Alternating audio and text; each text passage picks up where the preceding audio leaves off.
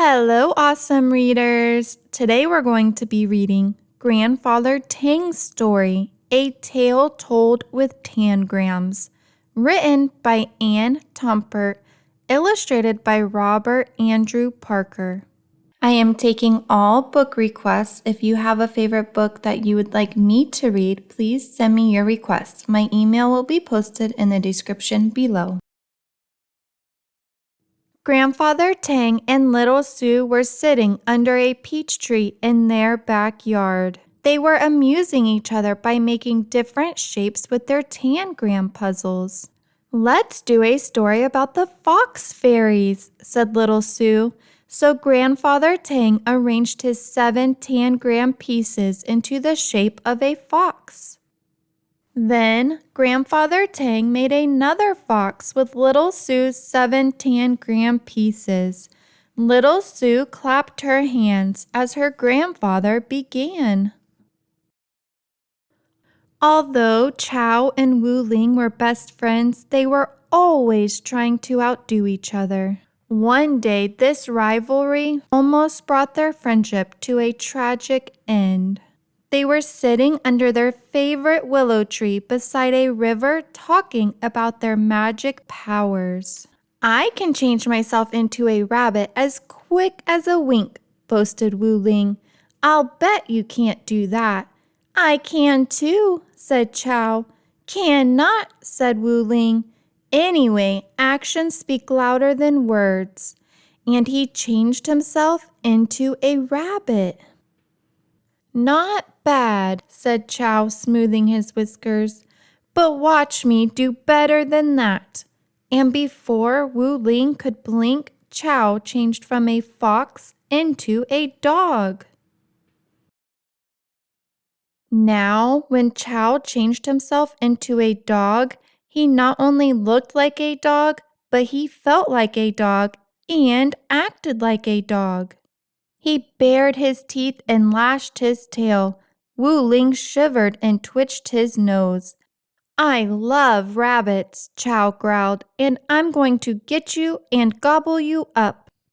The dog edged closer and closer.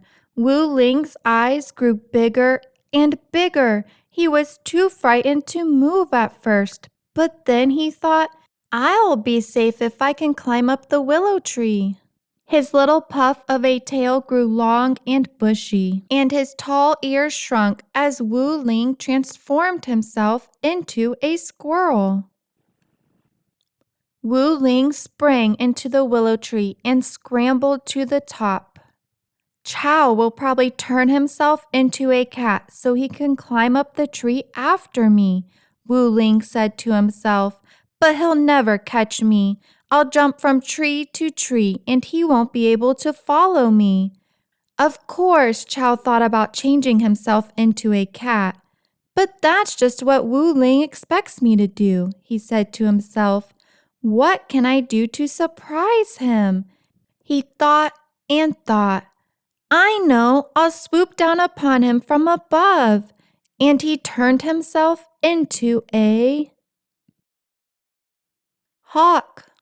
Chow circled round and round in the sky above the willow tree, searching for Wu Ling.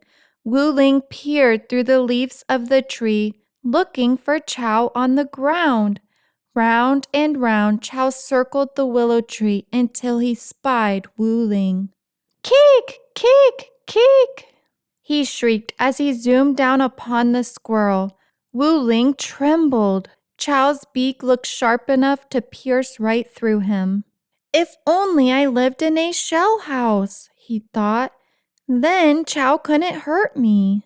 Chow stuck out his fierce claws to seize Wu Ling, but Wu Ling dove toward the river below the willow tree. And as he dove, he tucked in his head and tail and legs, turned green, and changed into a turtle. Wu Ling climbed up on a mossy rock in the middle of the river. He thought he was safe because he looked as if he were a part of the rock. Chow circled round and round, searching and searching until his sharp eyes spotted the turtle. Then he swooped down, down, down toward him. But just as Chow reached him, Wu Ling plunged into the water. "Follow me and you'll drown," he cried. "Don't worry," cried Chow, plunging right behind Wu Ling. His body grew longer, covered with scales. He whipped the water with his long, wicked tail, and he snapped his spike-toothed jaws as he turned into a crocodile. Wu Ling circled round and round as he plunged down, down, down to the bottom of the river. Chow lashed his wicked tail as he plunged after Wu Ling. Just as they reached the bottom, Chow clamped Wu Ling in his spike-toothed mouth. "Now I've got you," he bellowed through his clenched teeth.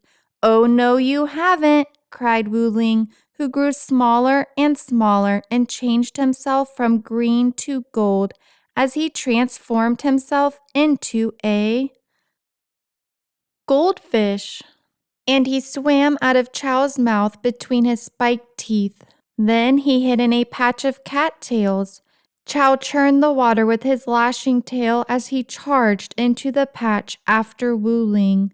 With his head swinging back and forth and his eyes darting here and there, he searched for Wu Ling. Wu Ling knew that Chow would not give up until he found him.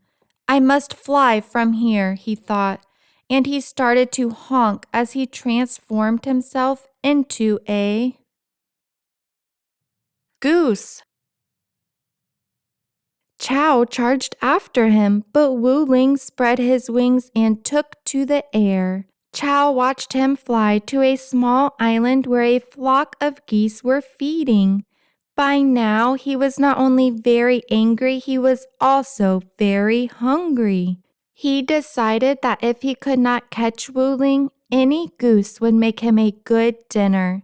He splashed through the water toward the island until he reached it.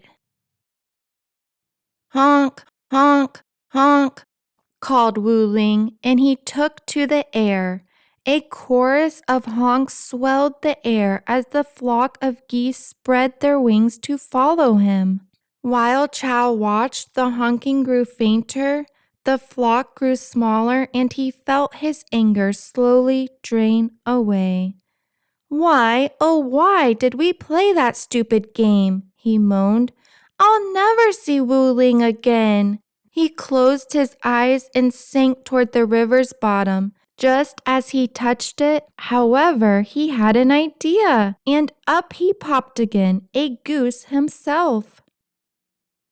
Moments later, Chow was flying after Wu Ling and the other geese. He could hardly see or hear them at first, but he did not let this discourage him. Calling upon every last bit of his strength, he forged ahead. Each flap of his wings brought him closer. The wedge of geese slowly grew bigger. The honking grew louder. At last, Chow found himself flying beside Wu Ling. "I'm tired of our silly game," he cried. "Come back with me to our willow tree." Before Wu Ling could answer, something stung Chow's right wing.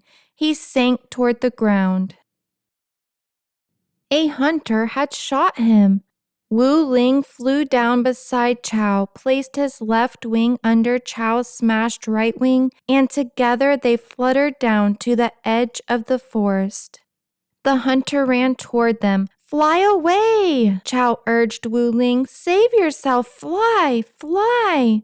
"I won't desert you!" cried Wu Ling, and with a mighty roar he changed into a lion.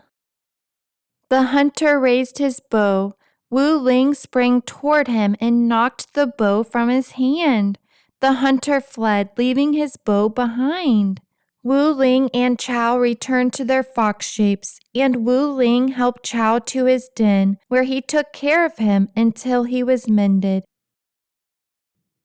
"Did they ever play that game again?" asked Little Soo. "Many times," said her grandfather, "but they were very, very careful." "That was a good story," said Little Soo. "Let's do another." Grandfather arranged his 7 tangram pieces. Is this story going to be about a man? Asked Little Soo. Yes, said her grandfather. He's old and he's tired. He wants to sit under a tree and rest a while. Is he a grandfather like you? Asked Little Soo. Yes, said her grandfather, just like me. Little Soo arranged the 7 pieces of her tangram beside her grandfather's. Is that a little girl? He asked. Yes, said Little Soo, just like me. She'll sit and rest beside the man. That will make him very happy, said Grandfather Tang. And now, Little Soo, what will we do? We'll sit and rest together until Mother calls us for supper, said Little Soo. That will make me very happy, said her grandfather. The end. Thank you so much for reading with me. If you enjoyed, please don't forget to like and subscribe so that we can read together again.